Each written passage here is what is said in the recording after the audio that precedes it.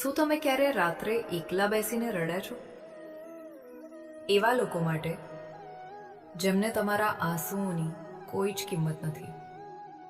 ક્યારે એવું અનુભવ્યું છે કે તમે તમારું બધું જ કોઈના પર ન્યૌછાવર કરી દીધું અને અંતે તેણે જ તમને સાવ એકલા રસ્તા પર લાવીને ઊભા રાખી દીધા? આજે તમારું હૃદય ભારે છે ને? મનમાં હજારો સવાલો ઘૂમરાઈ રહ્યા છે કે મારી સાથે જ આવું કેમ થયું? મેં તો કોઈનું ખરાબ નહોતું કર્યું, તો પછી મને જ આટલું મોટું દુઃખ કેમ મળ્યું? જો આજે તમે અંદરથી સાવ તૂટી ગયા છો, જો તમને લાગે છે કે હવે કોઈ રસ્તો નથી બચ્યો, તો આ વિડિયો માત્ર અને માત્ર તમારા માટે છે. આજે હું તમને એવા 10 કડવા સત્ય જણાવવા જઈ રહી છું જે સાંભળ્યા પછી તમારી વિચારવાની દ્રષ્ટિ જ બદલાઈ જશે. તમારો દર્દ, તમારી પીડા, તમારો ગુસ્સો બધું જ આજે શાંત થઈ જશે. પણ યાદ રાખજો, સત્ય હંમેશા કડવું હોય છે. જો તમારામાં સત્યનો સામનો કરવાની હિંમત હોય તો જ આ વિડીયોના અંત સુધી બન્યા રહેજો, કારણ કે વિડીયોની છેલ્લી 5 મિનિટમાં હું તમને એવો રસ્તો બતાવીશ જે તમને આ અંધકારમાંથી કાયમ માટે બહાર કાઢશે. પણ આગળ વધતા પહેલા, જો તમને પણ પૂરો વિશ્વાસ છે કે ભગવાન શ્રી કૃષ્ણ તમારા દરેક આંસુનો હિસાબ રાખે છે, તો અત્યારે જ આ વિડીયોને લાઈક કરી દો, ચેનલને સબસ્ક્રાઇબ કરો અને તમારું દુઃખ હળવું કરવા કોમેન્ટમાં હૃદયપૂર્વક જય શ્રી કૃષ્ણ લખી દો. જીવનનું આ સૌથી મોટું સત્ય છે કે જે વીતી ગયો તે માત્ર તમારો અનુભવ હતો. જે ચાલી રહ્યું છે તે તમારી પરીક્ષા છે, અને જે આવવાનું છે તે તમારા પરિશ્રમનું ફળ હશે. જિંદગીમાં એક વાત હંમેશા યાદ રાખજો, જો તમે ખોટી ટ્રેનમાં ચડી ગયા છો તો જેટલી જલ્દી બને તેટલી જલ્દી આગલા સ્ટેશન પર ઉતરી જજો. જેટલું મોડું કરશો, પાછા ફરવું એટલું જ મોંઘું પડશે. અને આ વાત માત્ર ટ્રેન માટે નથી હોતી, આ વાત તમારા સંબંધો માટે પણ છે. અધૂરી ઈચ્છાઓનો કાફલો છે આ જિંદગી. બધું જ મરી જાય તો સપના કોને કહેવાય? આપણે ઘણીવાર એવા લોકો પાછળ આપણો કિંમતી સમય અને આપણી ઊર્જા વેડફી નાખીએ છીએ જેઓ આપણી ભલાઈ ક્યારેય સમજતા જ નથી. બપોરના સમયે દીવો પ્રગટાવવાથી અંધકાર દૂર નથી થતો, દીવાનું પોતાનું અસ્તિત્વ ખતમ થઈ જાય છે. એવી જ રીતે જે લોકો તમારું મૂલ્ય નથી સમજતા, તેમની પાછળ તમે ગમે તેટલા સારા બનીને રહો, અંતે તમે તમારું અસ્તિત્વ જ ગુમાવી બેસશો.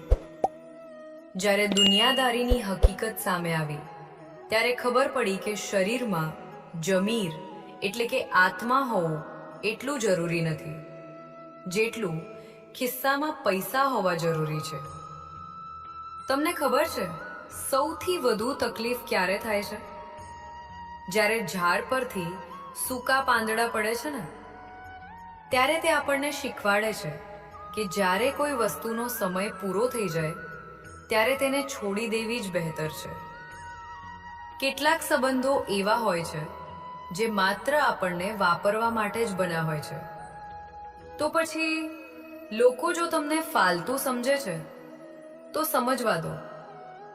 જે લોકો માટે તમે હંમેશા હાજર રહેશો ને, એ લોકો તમારી કિંમત ક્યારેય નહીં સમજે.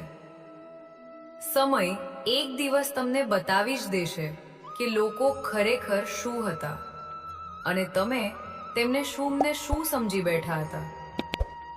યાદ રાખજો, ધીરજની એટલે કે સબ્રની પણ એક મર્યાદા હોય છે. જ્યાં તમારું સ્વાભિમાન ઝુકાવીને આત્મસન્માન સાથે બાંધછોડ કરવી પડે, તે ધીરજ નથી, તે કાયરતા કહેવાય.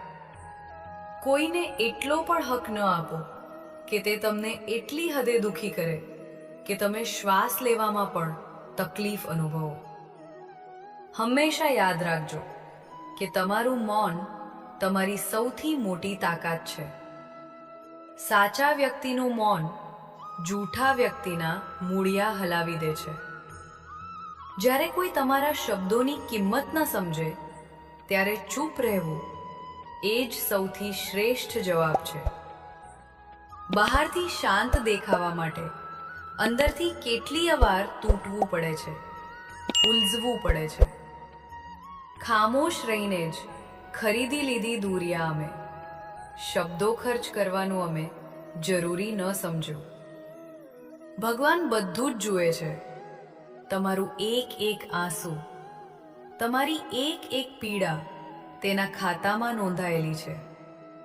કોઈ માણસ કદાચ તમારો હિસાબ ન કરી શકે, પણ ઉપરવાળાની લાકડીમાં અવાજ નથી હોતો. પણ જ્યારે પડે છે ત્યારે દર્દ જિંદગીભર રહે છે. આ વાત એકદમ ધ્યાનથી સાંભળજો, કારણ કે અહીંથી જિંદગી બદલવાની શરૂઆત થાય છે. જો અત્યાર સુધી આ વાતો તમને તમારી પોતાની લાગી રહી છે, જો તમને લાગે છે કે આ તમારા જ હૃદયનો અવાજ છે, તો કોમેન્ટમાં લખો, સાચી વાત છે. તમારા જેવા બીજા હજારો લોકો આ વિડીયો જોઈ રહ્યા છે, તેમને પણ લાગવું જોઈએ કે તેઓ આ દુઃખમાં એકલા નથી.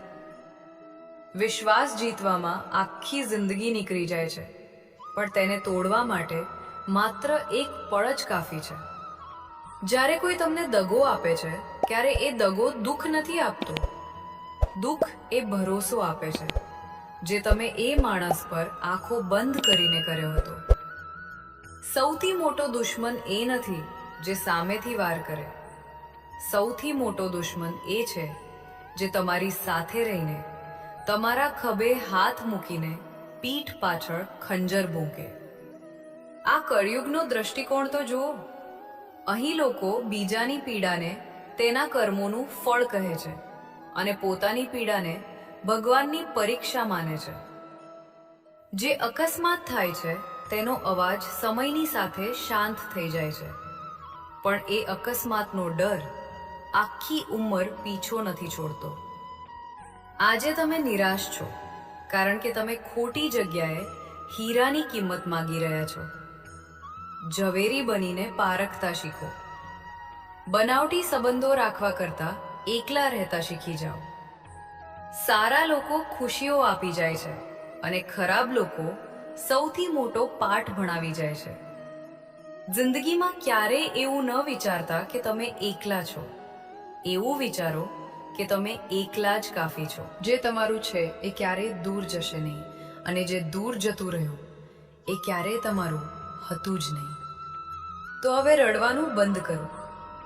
શું તમે એવા માણસ માટે રડશો જેને તમારા હોવા કે ન હોવાથી કોઈ જ ફરક નથી પડતો? ભગવાન શ્રી કૃષ્ણ ગીતામાં કહે છે, જો મેં તારી પાસેથી કંઈક એવું છીનવી લીધું છે જેને ગુમાવવાની તે ક્યારેય કલ્પના પણ નહોતી કરી, તો વિશ્વાસ રાખજે, હું તને કંઈક એવું પણ આપીશ જેને મેળવવાની તે ક્યારેય અપેક્ષા પણ નહીં રાખી હોય. તમારું ખરાબ કામ નથી થયું. ભગવાને તમને એ ખોટા લોકોથી બચાવી લીધા છે જે તમારું ભવિષ્ય બરબાદ કરી નાખતો. વાવાઝોડું આવવું પણ જરૂરી છે જિંદગીમાં. ક્યારે જ તો ખબર પડે છે કે કોણ હાથ પકડી રાખે છે અને કોણ સાથ છોડીને ભાગી જાય છે. હવે પોતાના માટે જીવવાનું શરૂ કરો. બીજાને સાબિત કરવા માટે નહીં, પણ ખુદને શ્રેષ્ઠ બનાવવા માટે મહેનત કરો. કર્મ કરતા રહો. જે વ્યક્તિ પોતાના કર્મો પર ધ્યાન આપે છે, ઉપરવાળો તેના નસીબની રેખાઓ જાતે જ બદલી નાખે છે. આજે ભલે અંધકાર હોય, પણ કાલનો સૂર્ય તમારી જીતનો હશે. બસ તમારો આત્મવિશ્વાસ ન ગુમાવતા. જો આજે આ વિડીયોએ તમને થોડી પણ હિંમત આપી હોય, તો હવે પાછળ વળીને ક્યારેય ન જોતા. જિંદગીની આ નવી સફરમાં અમે હંમેશા તમારી સાથે છીએ. આવા જ હૃદયને સ્પર્શી જાય તેવા અને જિંદગી બદલી નાખે તેવા વિડીયો જોવા માટે આ ચેનલને હમણાં જ સબસ્ક્રાઇબ કરી લો અને બેલ આઇકન ચોક્કસ દબાવજો. આ વિડીયો તમારા એવા મિત્ર કે પરિવારજનને શેર કરો જે હાલમાં ખૂબ નિરાશ છે. કદાચ આ 10 મિનિટ તેની જિંદગી બચાવી લે. તમારો સૌથી મનપસંદ નિયમ કયો હતો તે મને કોમેન્ટમાં જણાવજો. અને દિલથી રાધે રાધે કે જય શ્રી કૃષ્ણ લખવાનું ન ભૂલતા. મળીએ છીએ આગલા વિડીયોમાં એક નવા સત્ય અને નવી ઉર્જા સાથે. ત્યાં સુધી તમારું અને તમારા આત્મસન્માનનું ધ્યાન રાખજો. જય શ્રી કૃષ્ણ.